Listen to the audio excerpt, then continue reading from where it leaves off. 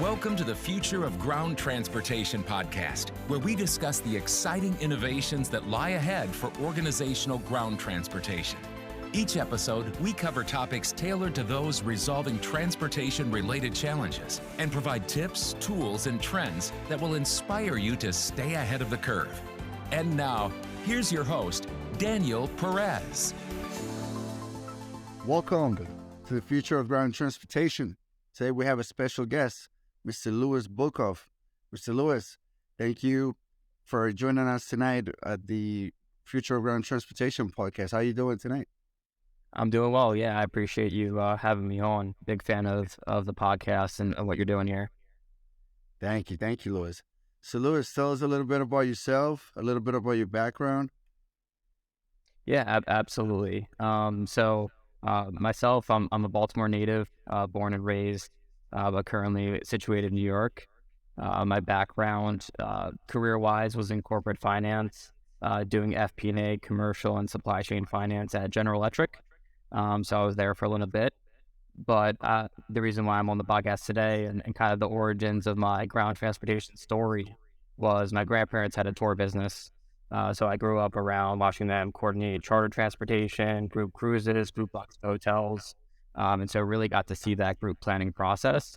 But myself and my co-founder, Brady, who's Busie's CTO, we actually started out in the industry as customers. So we were coordinating group transportation ourselves. We were chartering buses.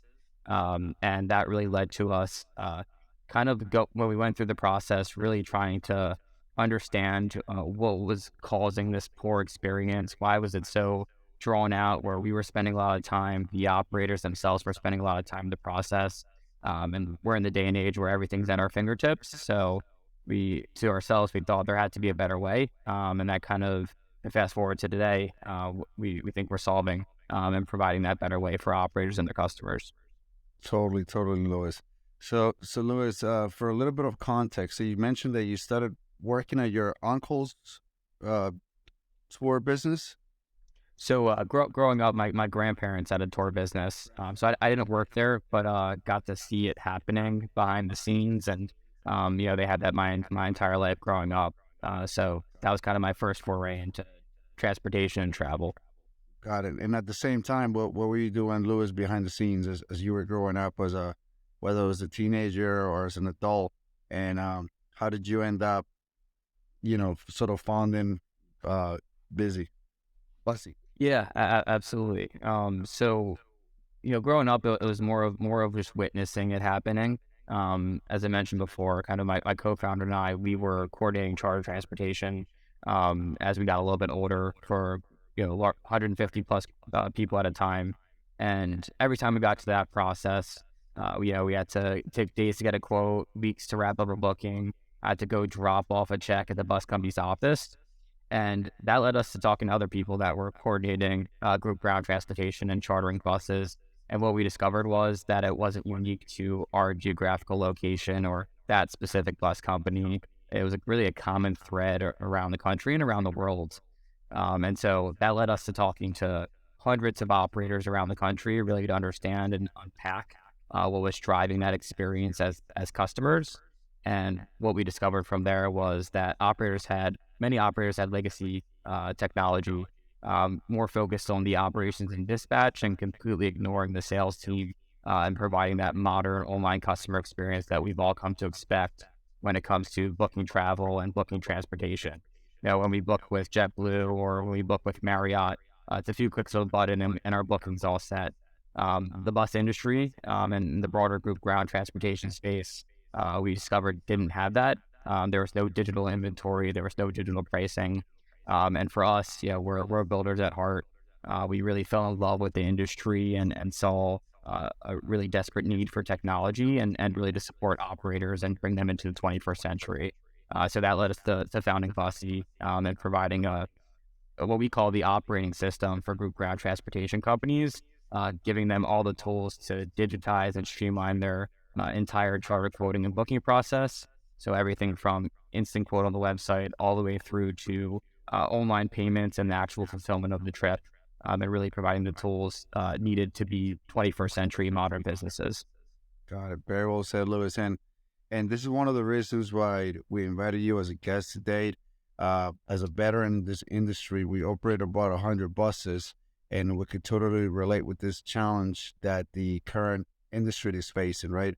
You said whether it's Marriott or JetBlue, everybody has an inventory. You could book online, and within 5 to 10 minutes, you have your reservation confirmed in both parties.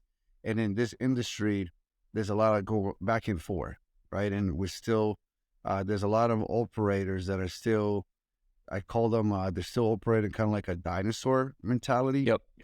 And my main objective as a CEO in the ground transportation sector, and especially for my own businesses, is to sort of revolutionize that process. That way we could create a better experience for all of our travelers. So with that being said, so you got the aha moment, especially from the tour business. And then from there, tell us a little about the journey. How long you guys been in business? Are you guys only tailored to the private sector? Is it to the public sector as well? Great question. So the initial idea came in 2017. So it's been, since then, there's been quite the ride. But it really just started out as an idea. We were exploring it on the side, really trying to understand the landscape of the industry and where technology could fit in. So in 2017, we didn't start building, we just started learning. And so fast forward to end of 2018, myself and my co-founder Brady, we decided this is something that we want to pursue. It has legs, this industry needs it, and the consumer needs it as well. So let's go full time and pursue this. And so from there, we ended up talking to, as I mentioned, hundreds of operators around the country. We actually co-located with a really large operator in the Northeast to learn the ins and outs of the bus business. So everything from dispatch, operations, charter sales, the line run side of the business in addition to that. And so that was kind of where we started. And really our goal was to build side by side with operators from the get-go. We knew this was an industry that didn't embrace technology as we were coming in. And so we needed to figure out how to get operators to embrace technology. And for that, it's about building trust and building side by side with the operators directly from the start. And so that's what we've done from the very beginning. And we're excited about our technology today, the platform we've created. We think it's revolutionary, and really it's first of its kind in terms of what it's providing for operators and their customers and better connecting them online through the internet. So that's kind of where we sit today. And we officially launched in September of 2019, more focused around quoting. That was our first step, is how do we provide operators the ability to provide instant quoting, get pricing correct and accurate.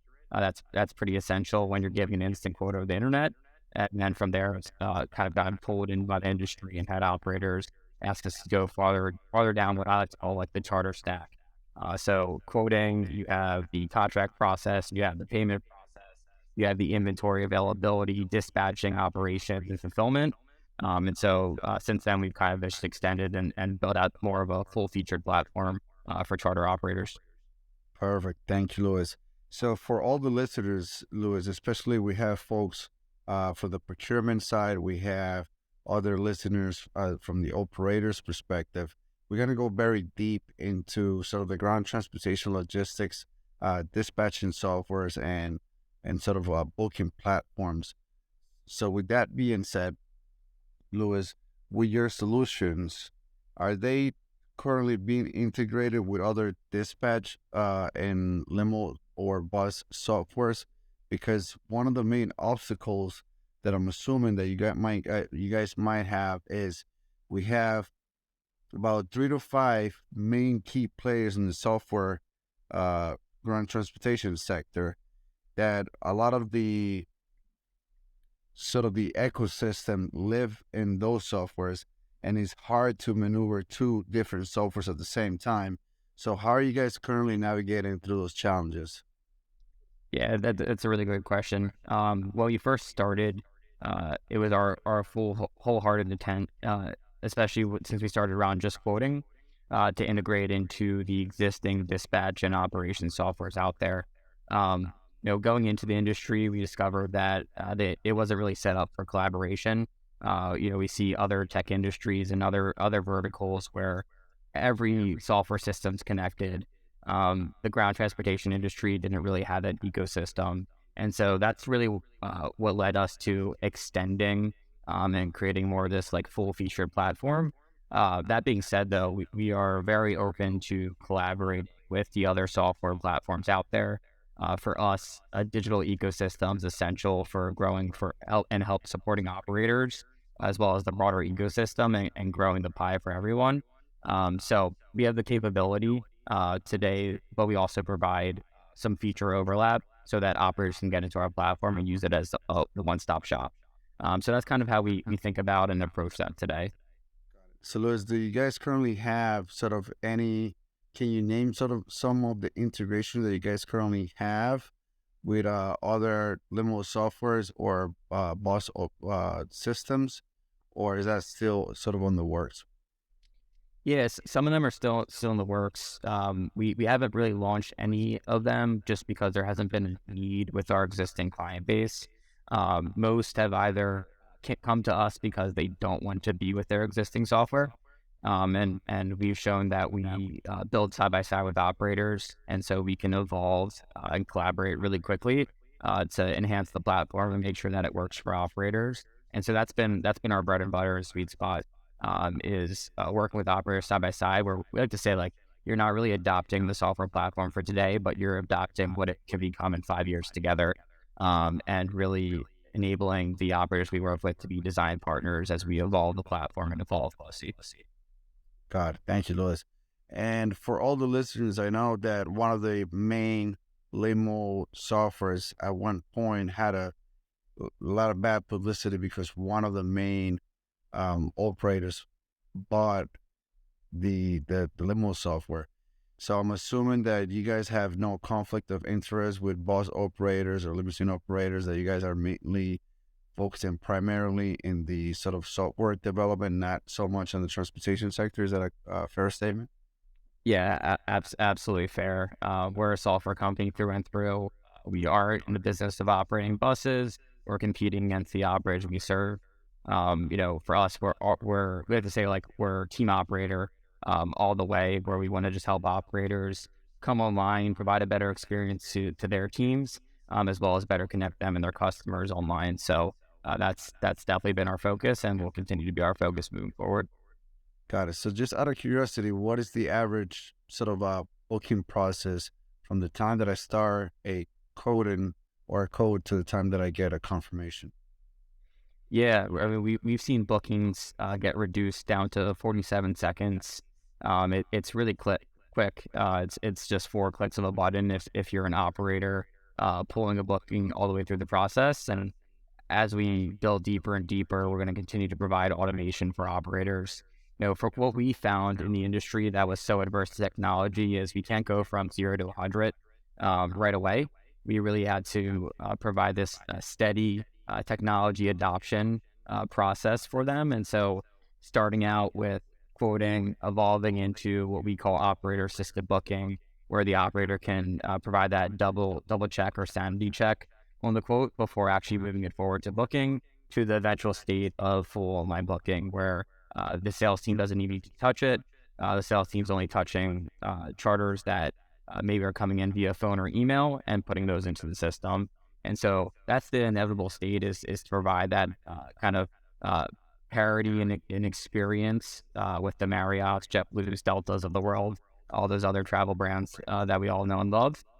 But to start, it was really about educating the operators, helping provide that context of why technology is so important. As I'm sure, as you can attest, and knowing a lot of other operators, I don't think DPV is in this category, because you all are thinking about the future and pushing the envelope when it comes to that. But there had been this mentality of, this is how we've always done it. And so we're starting to see that shift, which is awesome. But it took a lot of education and working side by side with operators to get to where we are today. Got it, totally. And kudos to you guys for having that aha moment within the industry. And I am very confident that you guys do well in the near future. And I'm sure that you guys are having some major tailwind on your end. Couple of questions. So currently you guys have sort of a pre-booking process and a full automation process. Is that what I'm hearing? Yeah, so if you wanted, you can offer a full online booking process, no touch. Many operators choose the instant quoting option and the operator system booking option, where they have more of that manual and team control, and can approve every step along the way, so that it's not just the customer reserving a vehicle for tomorrow at 10 a.m. When nobody's in the office. But even with the operator system booking, it's a giant leap for the industry and really turning these businesses into 24/7 businesses that are able to capture customers and bring them into their process around the clock. So we're no longer restrained to that 9 to 5 and missing out on business at night, weekends, because nobody's in the office. Now we can capture those customers and bring them through your process digitally. Got it. Thank you, Louis. And what is the average sort of transaction fee? Do you guys charge per transaction, or do you guys charge for sort of the volume? Yeah, that's a great question. It typically depends on the operator. Some operators, we had pure transaction fees with a monthly minimum. And so typically it's in the 3.5% range. And what we see across our operators, they mark it up to customers. And it's kind of that like convenience factor. Same thing with a Ticketmaster, where you get to the final process and you go to buy a ticket and you see that there's actually a convenience fee broken out. In Busie, it's all included into one price. So it makes you really clean and easy there. But then we also work with operators who prefer a multi subscription and prefer that model. So we're pretty flexible on that front. For us, what we saw is that we're helping operators scale up, helping them become more accessible to customers and have that service be more accessible. And so let's grow together. You're not fixed to a monthly fee. You know that bus is going to work day in, day out to make sure you're successful, because that's really when we get paid. And we want to help you grow. And so that's why we like that model. And it's great that the operators can mark it up and really retain all their margin in that sense. And what we found across the board is that most operators were underpricing. And so when they do mark that up to the customer, there's not a second blink at it. Customers are willing to do it because they love the process, they love how seamless it is, and they can't get it anywhere else. Got it. So Louis, with the current infrastructure, are you guys sort of using any sort of AI, artificial intelligence, to dictate when the operator is already sold out, and it will notify sort of the travelers when if the operator is already booked? Yes. So not really AI at this point. I'm sure, as you can attest, I don't know if this industry is quite ready for AI, but definitely factoring in real time availability, having the system know when there's availability, pricing dynamically based off of that. And so many of the things that the airlines can do from a pricing strategy perspective can happen on Bussy, and the operator can truly be dynamic when it comes to pricing for the first time. But there definitely down the road, there will be opportunities to incorporate machine learning, provide pricing recommendations to the operators. And I think things like GPT-3 and Chat GPT, many are saying that some tour companies will be going out of business because you can ask Chat GPT what an itinerary should be at any given place. And so I think technologies like that provide an opportunity, especially on the like sales automation side, where teams can have those types of technologies, write emails, write invoices, write different parts of the process directly for the sales team, so that the sales team can be freed up to focus on winning more business, interacting with clients, and deepening those relationships. For us, we like to say that we're never trying to automate the charter sales team out of a job. We're trying to enhance what they do on a day-to-day basis, save them time so they can focus on the most important aspects of their job. Got it. And in the essence of transparency and productivity, do you guys have sort of any data that support upon implementing Bussy, how many sort of employees the headcount that you're able to reduce the overhead costs? Yeah, I mean, for us, we like to think of Buffy as an extension of the sales team. So on the headcount side, if you can scale up to 3 people if you're using Busie and you get one person on your team. So Busie acts as 2 sales reps and can provide some of that automation there. And for many operators, we found that they have operations people pitching in for sales, and so they can now reallocate those people to the job that they're supposed to be doing and free them up to do that quality work in other parts of the org. So it really depends on the scale of the operator and the size. But for some of our customers, we've completely stripped out the need to do any quoting. And if you can imagine the team no longer being bogged down, crunching numbers and providing quote calculations, it can free up 60 to 120 hours a week across medium-sized operators and get them focused on moving more to bookings. And so that's really where we see the opportunity and efficiency. It's like I said, it's not about reducing your staff, but maybe it's about reallocating. But I know some operators they might want to reduce staff, and the system can definitely provide efficiencies there. And that's the thing. It's about efficiency, not about staff reduction at the end of the day. Got it. Very well said.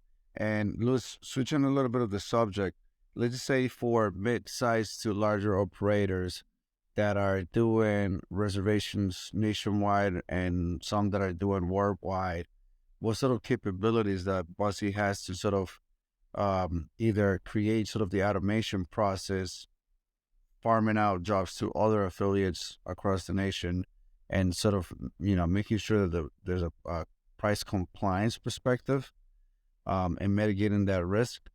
Sometimes there's events where there's a major event, let's just say in New York, and everybody's sold out, and then there's so many different prices that could affect that particular reservation.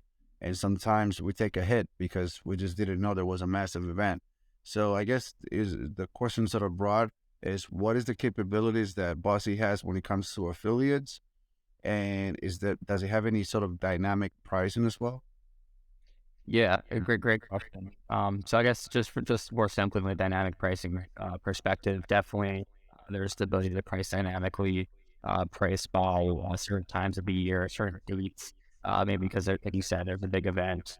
And so that's really what we want to enable for operators is to no longer have their pricing be fixed, but be dynamic and change depending on how the market's changing.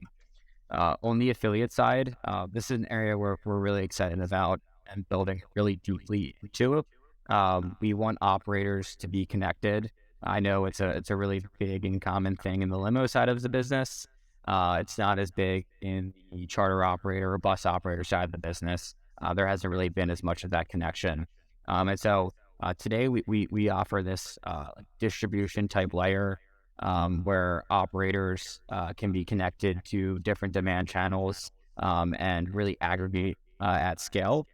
But for us, it's about enabling how do we connect those operators together better and enable multi-party payouts in real time, and so that everybody is whole at the end of the process. There's no compliance issues or the need to go ahead and reconcile. And so it's an area that we're pretty early on in terms of building, but we're really excited about, and we're going to move quickly into it because it's definitely important for the broader ecosystem and to help support operators even more deeply as they capture some of those large scale moves. Got it. Thank you, Louis. So again, I will go back to what I mentioned earlier. Is it a first statement to say, Louis, that once the booking is taking place, it goes into a particular sort of booking portal? But can that data be sent to other dispatching software? So that way, if I'm under Limo Anywhere or Livery Coach or all these different platforms, that I have the capability to either keep it with the same software or to use both of the softwares? Yeah, today, as I mentioned, there's no live integrations into the Limo Anywheres of the world.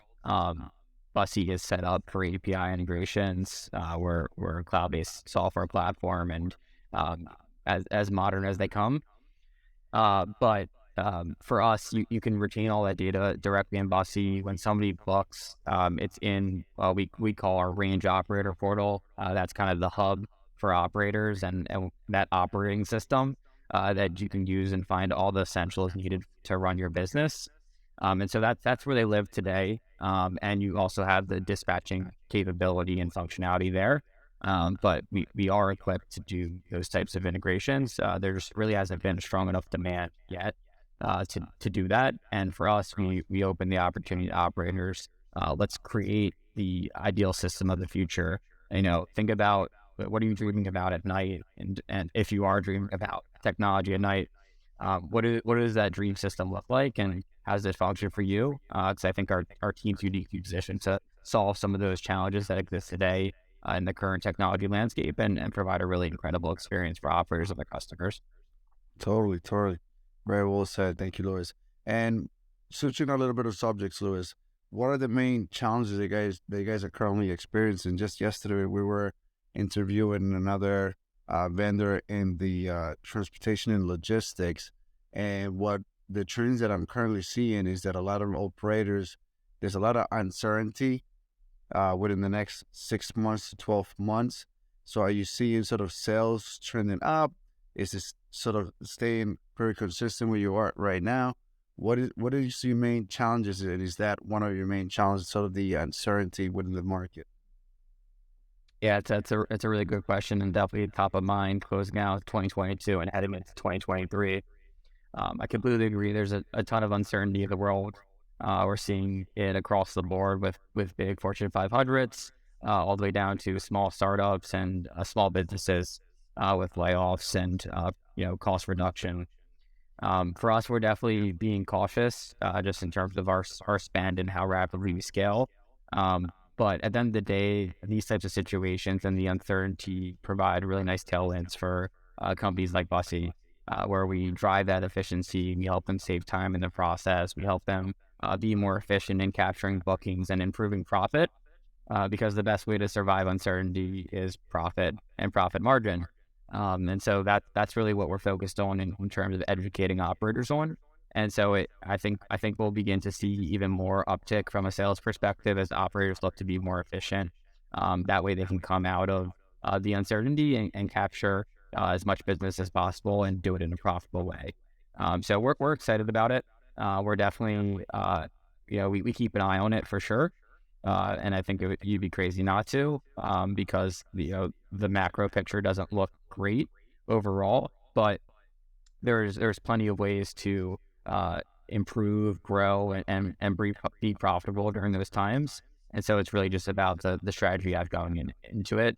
And for us, it's about staying lean and continue to do what we do best, which is build incredible software for operators. Staying lean and profitable. Totally agree. Absolutely. Uncertainty times.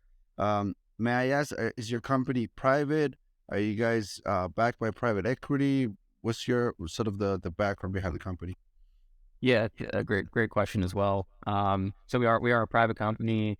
We have a existing investor group, largely angel investors, some institutional investors.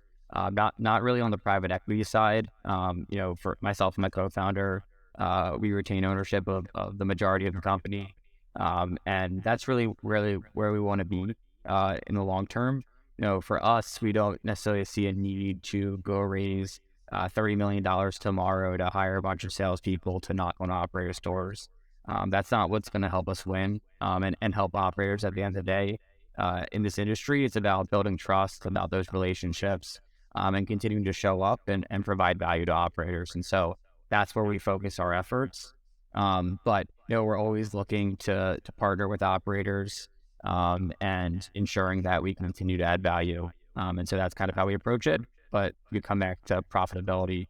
It's focusing on how do we be as profitable as possible and sustainable, because when you're in that position, you control your destiny. Totally.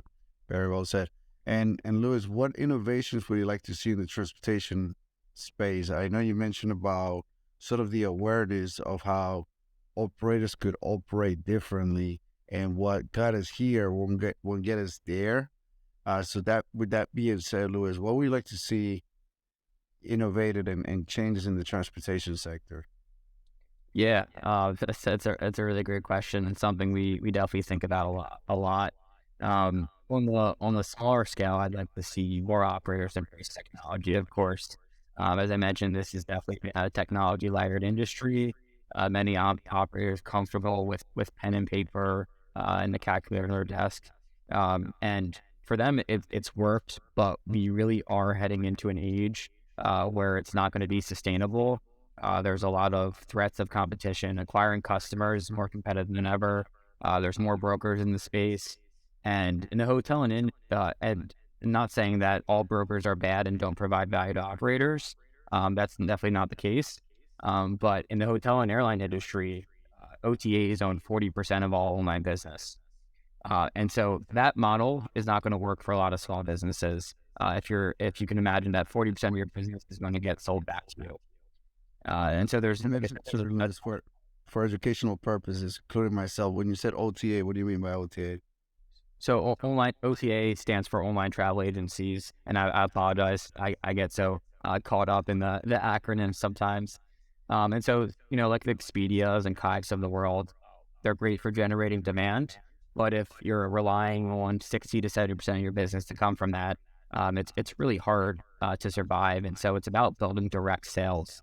So in the simplest form, in terms of innovation, I want operators to come online to digitize their inventory, digitize their end-to-end charter sales process and booking process, and really provide that experience that brokers who are coming into the space are providing to customers, because that is what customers want in today's day and age. As you mentioned, you and the team at DPV always look how to push the envelope and provide that incredible online experience.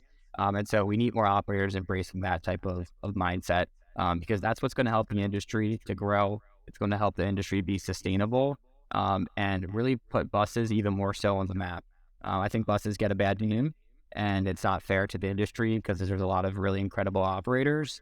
But we are in a spot today where we can innovate on the experience. It's interesting to me always because operators, they focus on experience and they talk about providing great experience, and they do that with the transportation piece.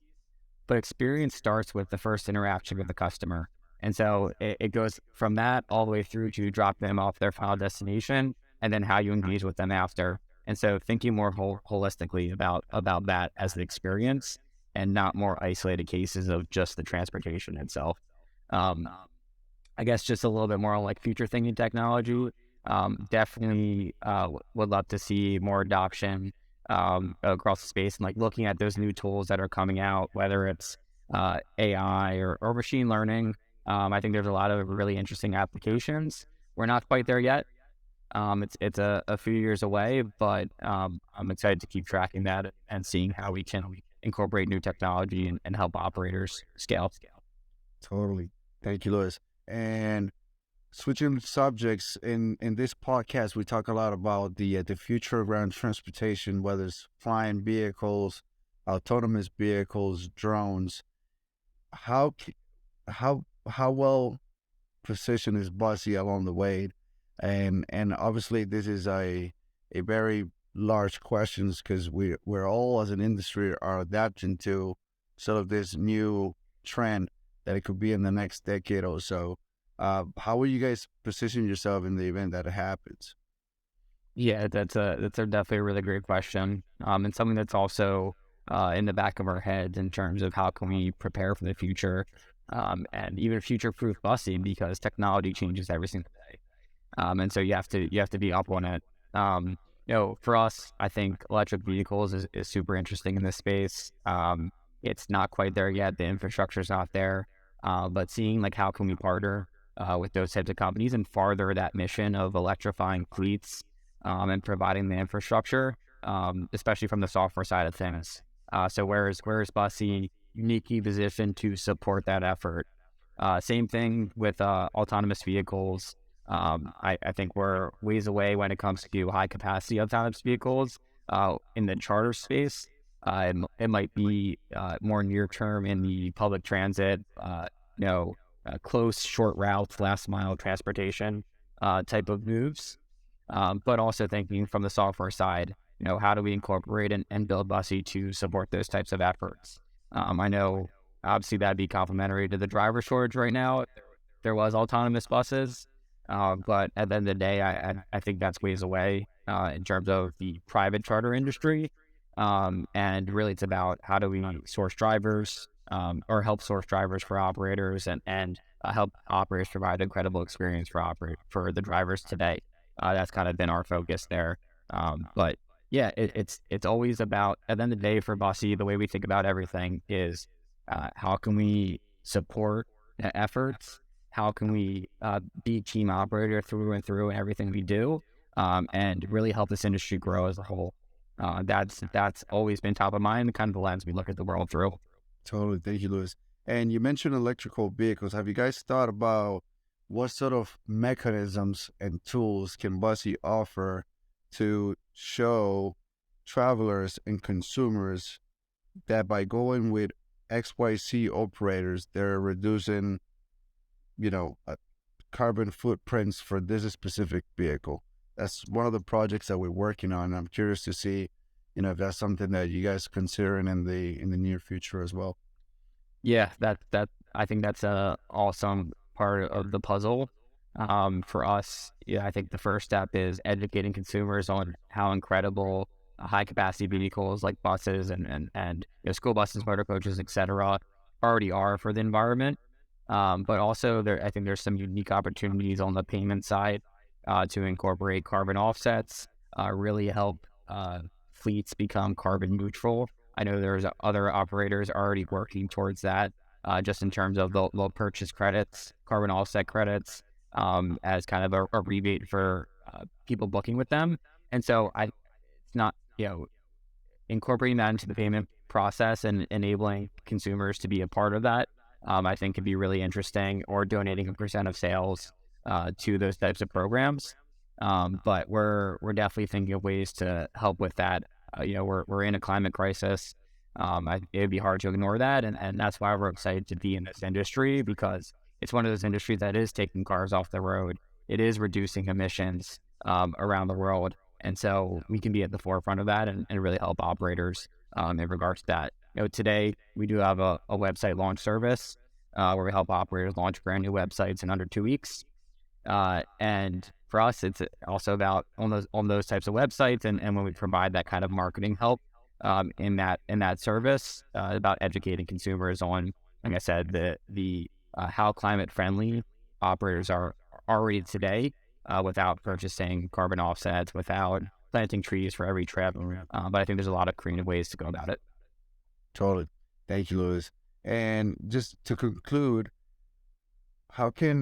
what is the number one business book that you recommend for all the listeners? Yeah, that's a great one. I'm reading The Hard Thing About Hard Things by Ben Horowitz right now. Definitely recommend that to any business leader out there, especially during these times where the macro environment isn't looking too great, and you need to make the necessary decisions. In his book, he calls it a wartime CEO. And so it's never easy to be a wartime CEO, but there is certain times where that's needed, and you need to make the right decisions for your company. So that's a great book. I love Never Split the Difference by Chris Voss. FBI hostage negotiator, talks you through the tips of the trade in terms of negotiating, application to sales, application really into everything you do in life, and how to take control of the conversation. So I think that's a great book as well. Everything is a negotiation, right? Yeah, absolutely. And at the end of the day, Chris Voss likes to say in this book a lot, it's about being fair.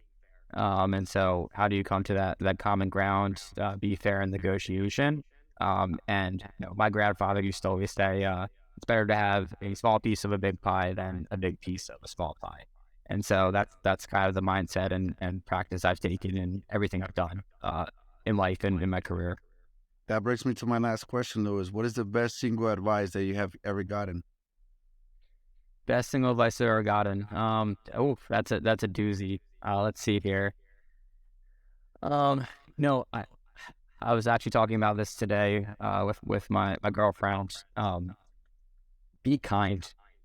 At the end of the day, being kind and empathetic to people around you is going to propel you to a whole nother level. And so it really is vital to understand that maybe somebody's having an off day, not jump down the throat because of it, to be patient in that sense. And that, we're all human at the end of the day. We all make mistakes, but if you practice this lens of empathy and kindness, I think it's going to take everybody really far. Totally. And I always say, Louis, that the most common things in life are the ones that we don't do, whether they're free, right? Like, for example, working out, reading, being in nature, the things, simple things that we don't do. And like you mentioned, even with empathy, a lot of times we make so much assumptions about the other individual, and not even knowing anything about that other person. Exactly.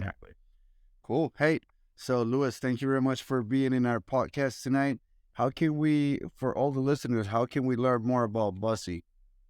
Yeah, you can reach out to me at lewis@getbusie.com, or you can visit our website, which is getbusie.com or www.getbusie.com. But always happy to connect, share more about what we're doing and how we're supporting operators, or be of assistance or help for any other entrepreneurs or business leaders or people just starting out. At the end of the day, want to give back and help grow the ecosystem. So don't hesitate to reach out. All right. There you go. Co-founder and CEO of Busie. Thank you for joining us tonight, Louis. For all the listeners, please make sure you like and subscribe, and we'll see you in our next episode. Have a nice day. Awesome. Thank you, Louis. Awesome. Thank you, Daniel. Appreciate it. Thanks for tuning in to the future of ground transportation.